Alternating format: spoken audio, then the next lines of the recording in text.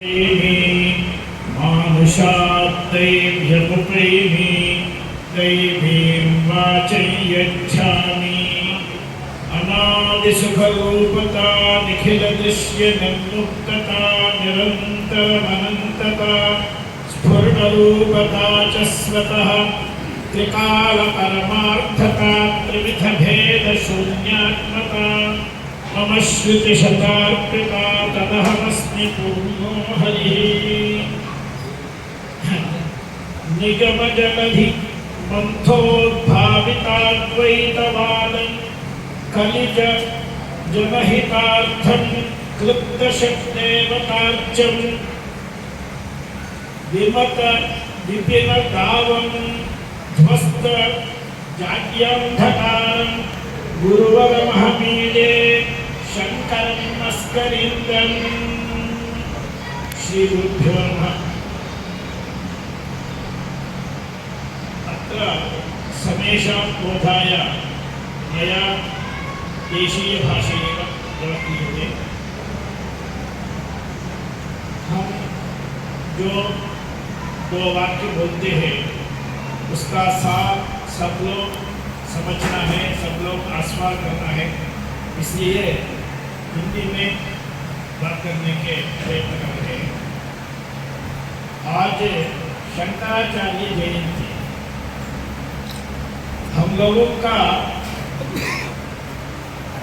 जो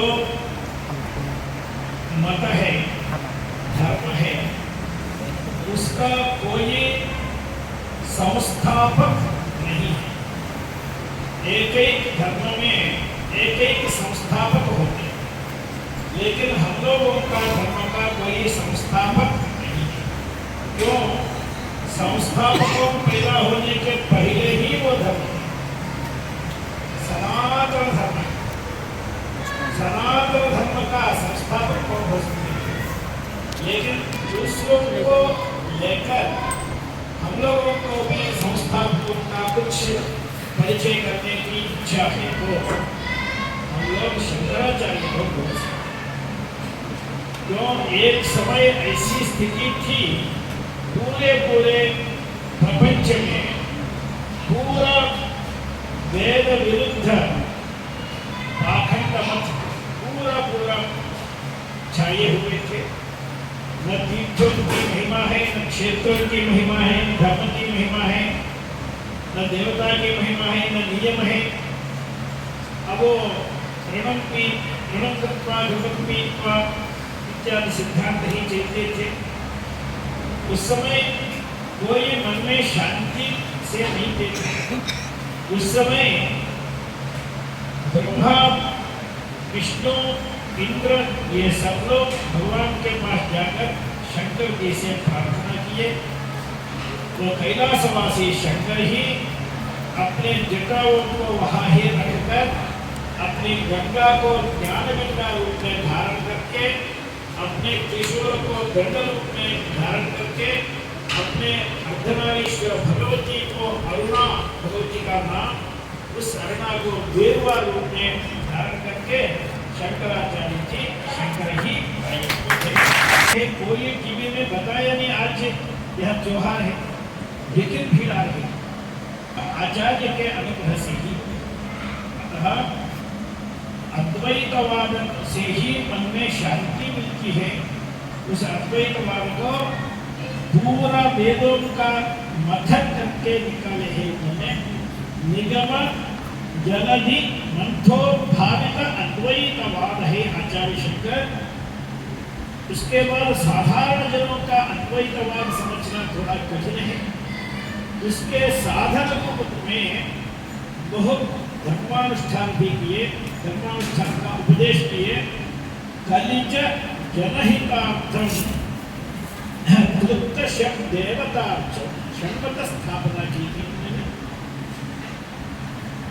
और अनेक बेमत है, उन बेमत पूरा बड़े जंगल जैसा प्रबुद्ध हो गए।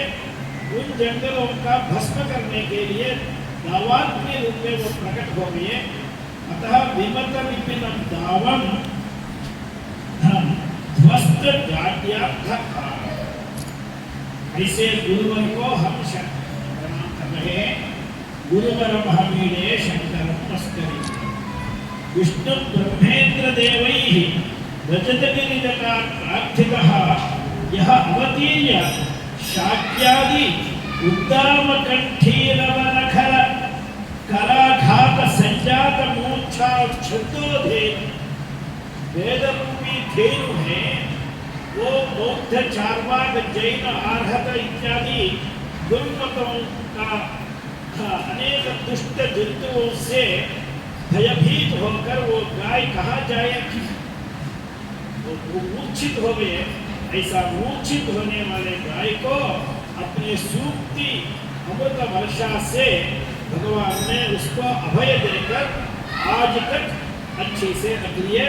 छन्दोधेनु यतीन्द्रः प्रकृतिमगमयत् सूक्ति पीयूष वर्षैः सोऽयं शङ्करार्यः भवदवदहनात् पातु लोकानयस्रम्। उनकी वाणी ही आज तक सब लोग बोल रहे हैं। उनका वाणी को समझने के लिए हम लोगों का शरण चाहिए। वेदार्थ को निरूपण के लिए आचार्य जी उपनिषद अर्थ का प्रतिपादन किए। उपनिषद अर्थ प्रतिपादन के लिए सभी अंग चाहिए। उस अंगों में प्रथम अंग व्याकरण है। मुखम व्याकरण, सबसे मुख पहले चाहिए। मुख से दो काम होते हैं। हमको जो चाहिए वो पूछ सकते हैं,